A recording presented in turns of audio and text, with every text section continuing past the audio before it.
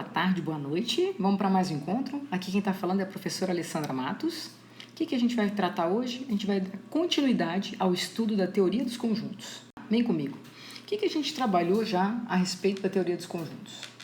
Definimos o que era um conjunto, aí representamos, então trabalhamos com a representação. Deixa eu botar aqui, ó. Nós trabalhamos com a representação dos conjuntos. Lembram disso? Aí você fala, professora, você mostrou pra gente 3 maneiras de representar o nosso conjunto, que era a forma tabular, por exemplo, ó, né? O nosso conjunto A formado pelos elementos 1, 2 e 3. Isso é a forma tabular. Também falei para vocês que podia ser o quê? Ah, professora, podia ser pela forma de propriedade. O que eu posso dizer desse conjunto que eu acabei de construir, 1, 2, 3? Aí vocês em sala falaram, professora, eu posso dizer que esse conjunto é o conjunto formado pelos elementos, né, que são constituídos de números naturais, por exemplo, números naturais. Aí eu posso dizer assim, professora, maiores que zero e menores que 4. Maiores que zero e menores que 4. Ó, isso é uma propriedade. Por quê? Porque você sabe que os números naturais que são maiores que zero e menores que 4 só podem ser esses 3. Concordam? Só pode ser o 1, 2 e o 3. Aí teve gente que falou assim, professor, eu representei assim, ó. Na verdade, meu conjunto A é constituído por elementos X, que pertence ao conjunto dos naturais, tal que, professora, são os elementos que são maiores que 0 e menores que 4. É uma propriedade? Está bem representada? Está ótimo. Professora, você representou também de outra maneira, que foi a forma de diagrama. Lembram disso? Coloco aqui um círculozinho e coloco dentro dele os elementos. Ok. Em seguida, nós começamos a definir algumas coisinhas. Por exemplo, 1, 2 e 3 são elementos do meu conjunto A. E aí a gente trabalhou com a ideia de pertinência. O símbolo pertence e não pertence. Quando que eu uso esse símbolo? Quando eu estou comparando o elemento com o conjunto. Por exemplo, professora, 1 pertence ao conjunto A que você criou.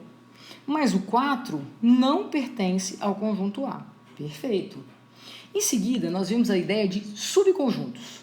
Lembra? Eu posso construir um conjunto B aqui, ó, que é constituído apenas por esse elemento. Inclusive, esse B passa a ser um conjunto unitário, porque tem apenas um elemento. Posso afirmar para você que B está contido em A? Aí você vai lembrar, calma aí, professor, o que é estar contido, o que é contém?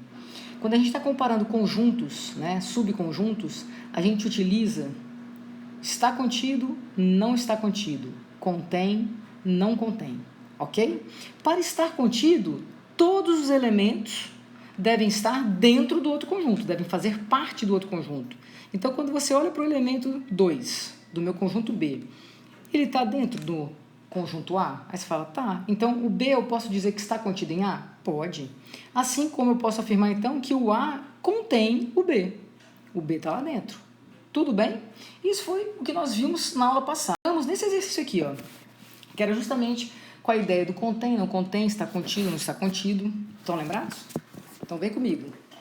Considere os conjuntos C, D, E e F. O conjunto C, conjunto D, conjunto E, estão ali os elementos, gente. O conjunto F, ele escreveu na forma de propriedade. Ele fala, ó, que o conjunto F é constituído pelos números primos. Aí você fala, professor, eu lembro dos números primos, que tem apenas 2 divisores, ele mesmo e o 1. O primeiro número primo, professor, é 2, depois o 3, depois o 5, depois o 7, depois o 11, e lá vai. Vamos botar aqui, ó, reticências. Ok? Aí agora vamos olhar, vamos ver a ideia, né, de contém e não contém. Como que eu leio isso aqui? Eu leio que C contém D. Se eu estou falando que C contém D, significa que o conjunto D tem que estar, né, todos os elementos devem estar dentro de C. Isso é verdade? Aí você fala, não, professor, isso aqui está errado? Exatamente. Olha a letra B. O C está contido em E, então, ó, os elementos de C, todos estão dentro de E. Você vai falar, professora, só é o 1, está dentro. Tá, então esse certinho. O D está contido em F, todos os elementos de D estão dentro desse conjunto aqui, ó, do nosso conjunto F. Aí você fala, então não, professora, porque o 1 aqui, ó, não é primo, então não está dentro lá não. Então, errado. D não está contido em E. Opa, D é tudo isso aqui. Ele está falando que não está dentro de E. Perfeito, porque olha o 2. O 2 realmente não está dentro. Então, certinho. F contém E? Gente, esse conjunto contém todos esses elementos aqui? Contém não, professora. Olha o 1 de novo lá, ó. Errado. Vazio está contido em C? Aí você fala, eita, professora, estou na dúvida. Lembra na aula passada que a gente colocou observações? Que o conjunto vazio, ele era subconjunto de todo conjunto? Então, ele está contido sim. O conjunto E é igual ao conjunto F? Como assim, professora? Ou seja, o que a gente definiu para os conjuntos serem iguais? O E estaria contido em F e o F estaria contido em E. Isso é verdade? É não, professora. O E não está em F. De jeito nenhum. Porque olha lá de cara, ó, o 1. C não está contido em F. Ó, C não está dentro de F. Perfeito, professora. Certinho. Essa foi a ideia, galerinha, que a gente sabe. Certo? O que a gente vai introduzir na aula de hoje? Vamos trabalhar com um conjunto que a gente chama conjunto das partes. Professora, o que é isso? Dado um conjunto A, a gente chama de conjunto das partes e a gente denota, olha aqui, hein? Por P de A, para dizer que é o conjunto das partes de A, o conjunto que contém todos os subconjuntos possíveis de A. Ok? Em outras palavras, eu vou dizer que X está contido em A. Então, X pertence a A. Você fala, professora, vai devagar. Vem comigo. Olha o conjunto A que eu criei aqui no meu primeiro exemplo. O conjunto A é o conjunto vazio. Te pergunto, quantos elementos tem esse conjunto? Você vai falar, nenhum, professora. Mas o primeiro subconjunto possível, lembra que o vazio é subconjunto de todo conjunto? Ah, professor, então o primeiro subconjunto ó, é o próprio vazio. Certo? Então, o conjunto das partes de A, eu posso já dizer que o vazio está lá dentro. Quantos elementos, né, vão existir agora se o vazio está dentro? Aí você fala, professor, agora passa a existir um elemento. Perfeito. Olha agora para o exemplo 2. No exemplo 2, eu coloco M como sendo o elemento de B. Quais são os possíveis conjuntos das partes, né, que eu tenho de B? Aí você fala, professor, você falou pra gente que o vazio está sempre dentro e o próprio conjunto. Lembra que eu falei isso para vocês nas observações? O vazio é subconjunto de todo conjunto e o conjunto é subconjunto de si mesmo. Então, já tenho 2. Quantos elementos eu tenho aqui? 2. Vem comigo, não para não. Olha o que eu quero mostrar agora. Terceiro exemplo. Coloquei agora 2 elementos. Primeiro conjunto que eu posso ter é o vazio, que é subconjunto de todo mundo. O segundo, ué, professora, eu posso pegar só o M. Depois eu posso pegar, professora, só o N. É um subconjunto. Depois eu posso pegar o M e o N. Ok? Então, quantos elementos tem agora esse meu conjunto das partes? Fala para mim. Você vai falar 1, 2, 3, 4, professora. Perfeito. O que eu quero mostrar para vocês? Quando a gente quer, galera, descobrir quantos elementos possuem, né, os subconjuntos possíveis que eu tenho, basta fazer 2 elevado ao número de elementos. Olha lá. Quantos elementos tinha aqui o meu conjunto? 2. 2 ao quadrado dão quanto? 4. Então, eu tenho 4 subconjuntos possíveis ali. Beleza? E aí eu digo o quê? Que o número dos elementos, ó, o número de elementos do conjunto das partes vai ser justamente o que ele bota ali como 2 elevado a n. Tranquilo? Vamos começar a brincar, então. Olha lá. Te dou o conjunto A e te dou o conjunto B. Quando eu pergunto para você, ó, P de A, eu estou te pedindo, qual é o conjunto das partes de A? Você vai começar, ó, vazio, professora, sempre é subconjunto. Beleza, depois, professora, eu posso pegar somente o elemento 0. Depois, somente o elemento 1. Depois, eu posso pegar o 0 e o 1. Então, isso aqui é justamente o conjunto das partes de A. Qual é o número de elementos de B? Preciso escrever todo o conjunto das partes? Preciso não, gente. Basta fazer 2 elevado ao número de elementos. Quantos elementos são? 3. 2 vezes 2, 4, vezes 2, 8. Então, eu sei que o número de elementos de PB são 8. Tranquilinho? Olha a questão 2, para a gente treinar. P de A tem 64 elementos. Calma aí, professora. A gente sabe que o número de elementos, né, o número de elementos do conjunto das partes é dado por 2 elevado a n. Se você está falando para mim, professora, que tem 64 ao todo, calma aí, professora. Então, caímos aqui, ó, numa equaçãozinha exponencial. 64 é o equivalente a 2 a quanto, gente, quando você fatora? Ué, 2 a sexta, prof. Ó, se as minhas bases são iguais, quem tem que ser o valor de n, gente? 6. Então, eu sei que o conjunto A, o número de elementos do conjunto A, é igual a quê?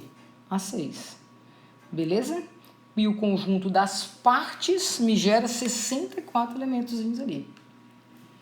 Dado o conjunto A, B, C, D, E, F, G, o número máximo de subconjuntos distintos.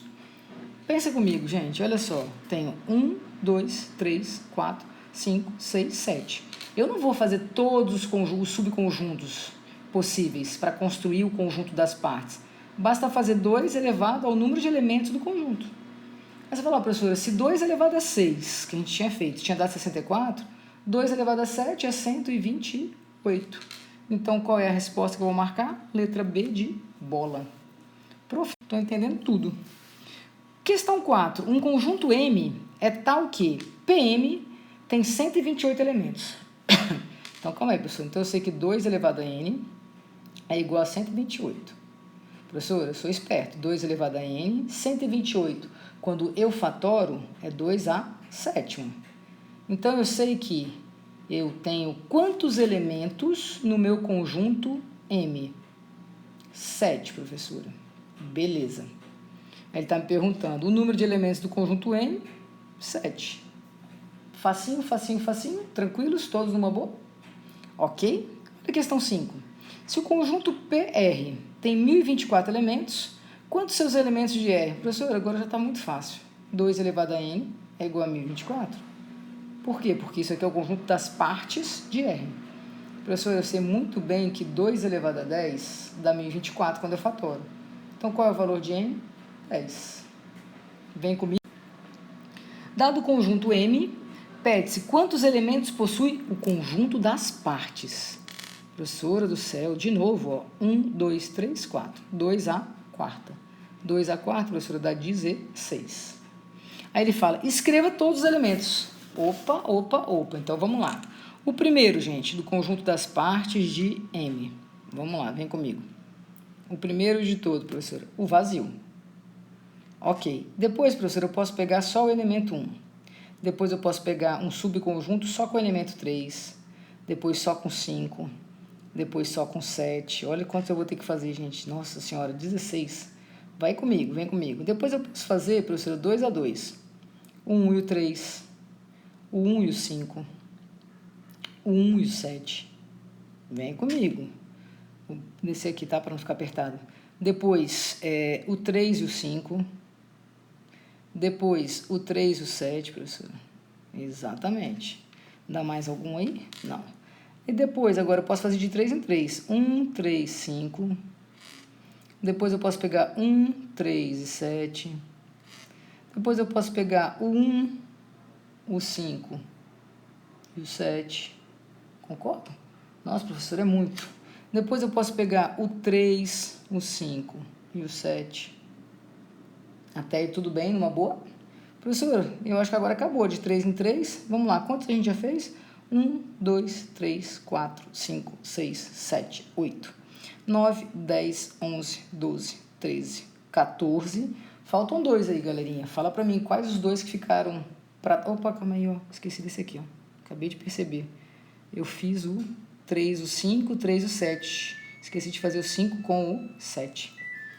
E agora, professor? Agora só o subconjunto de si mesmo, né? Beleza? A ideia do conjunto das partes, então, é você construir subconjuntos com os elementos que estão nesse conjunto. Beleza, prof. Tranquilos, galerinha? Isso aqui foi só para apresentar o que seria o conjunto das partes para vocês, tá bom? Depois a gente faz mais exercícios. Um beijo grande e até o nosso próximo encontro.